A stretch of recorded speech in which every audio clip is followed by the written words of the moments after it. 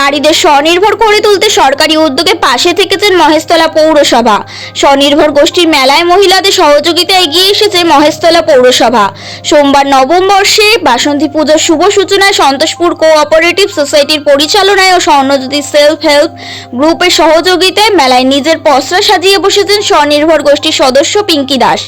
জীবনযুদ্ধে হার না মানা গল্পের নিদর্শন পিঙ্কি দাস। এই মেলায় স্বর্ণজ্যোতি সেলফ হেল্প গ্রুপ সহ আরও 10টি স্বনির্ভর গোষ্ঠীর সদস্য মেলায় স্টল বসিয়েছেন। মেলায় বিভিন্ন ধরনের লোভনীয় খাবার, গয়নাবড়ি, চা সহ বিকিনি নিয়ে পসরা দিয়েছেন পিঙ্কি দাস। বাসন্তী পুজো ও মেলার শুভ সূচনা করেন মহেশতলা পৌরসভার 9 নম্বর ওয়ার্ডে পৌরপিতা তাপস হালদার। এছাড়াও উপস্থিত ছিলেন অপারেটিভ সোসাইটির সভানেত্রী নিভা রায় সহ পৌরসভার বিভিন্ন জনপ্রতিনিধি ও বিশিষ্ট ব্যক্তিবর্গ। পাশাপাশি এদিন এলাকার মাধ্যমিক ও উচ্চ মাধ্যমিকের কৃতী ছাত্রছাত্রীদের সংবর্ধনা প্রদান করা হয়। এই মেলা আগামী 27শে মার্চ পর্যন্ত চলবে। এটার উদ্যোগ আমিই নিয়েছি, আমি পিঙ্কি দাস।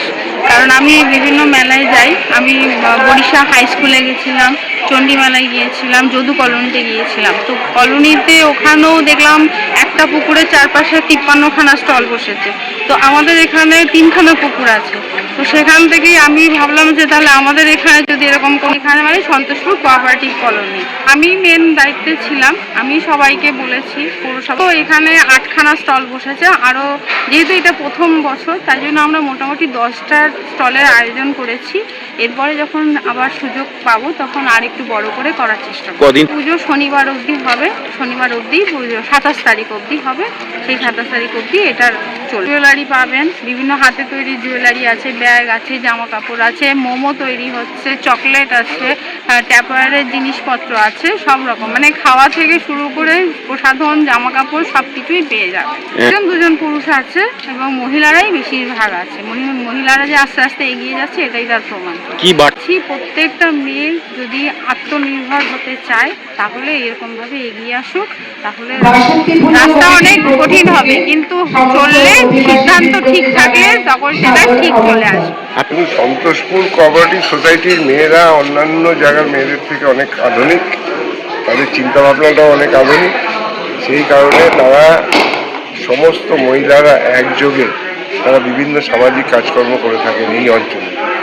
তারা রক্তদান শিবির থেকে শুরু করে অন্যান্য কৃতি ছাত্রছাত্রীদের পুরস্কার বিতরণী অনুষ্ঠান আপনারা দেখলেন, তাদেরকে উৎসাহ দেওয়ার জন্য। এবং এই বাসন্তী পুজো এই ছোট্ট জায়গার মধ্যে অর্থনৈতিক অনেক প্রতিবন্ধকতা থাকা সত্ত্বেও তারা কিন্তু নিজে আন্তরিকভাবে চেষ্টা করে এই ধরনের অনুষ্ঠানগুলোকে সংগঠিত করে। আমরা তাদের পাশে থাকার চেষ্টা করি মাত্র, কিন্তু অন্যান্য আমি সবাইকে আহ্বান জানাবো যে এই কমিটির পাশে থেকে আরও ভালোভাবে যাতে এই কাজগুলো আমাদের এই মহিলারা, যারা আমাদের বাড়ির কেউ দিদি, কেউ কাকিমা, কেউ বৌদি, এরকম সম্পর্ক আমাদের ব্যক্তিগত সম্পর্ক, আমরা চাই যে তারা প্রতিনিয়ত প্রতি বছর এবং সারা বছর ধরে যে সামাজিক কাজগুলো থাকে তারা কিন্তু সেই কাজগুলো করে থাকে।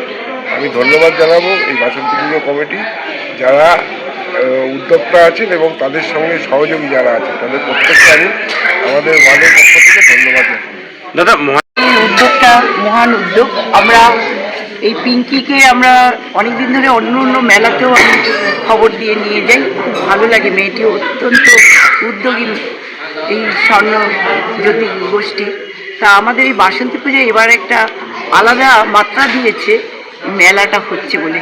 আমি চাই আগামী দিনে এইভাবে আরও সমৃদ্ধ হোক, পুজোটা যেন আরও আমরা বড় করে করতে পারি। এই বছরটা একটু আমাদের মানসিক একটু শান্তি কম, যেহেতু আমাদের সবার নেত্রী চলে গেছে। এখানে আমার ভূমিকা খুব একটা নেই, এখানে একটা স্বনির্ভর গোষ্ঠীরই ভূমিকা বেশি। এবং সে যখন আমার কাছে অ্যাপ্রোচ করে, পিঙ্কি যখন আমার কাছে অ্যাপ্রোচ করে যে এই পুজো কমিটি রাজি আছে এইরকম একটা মেলা করতে, যেখানে অন্তত 8-10 জন মেয়ে নিজের স্টল নিয়ে বসতে পারবে, নিজের প্রোডাক্ট নিয়ে বসতে পারে, তো সেই সুযোগটাকে আমরা হাতছাড়া করিনি।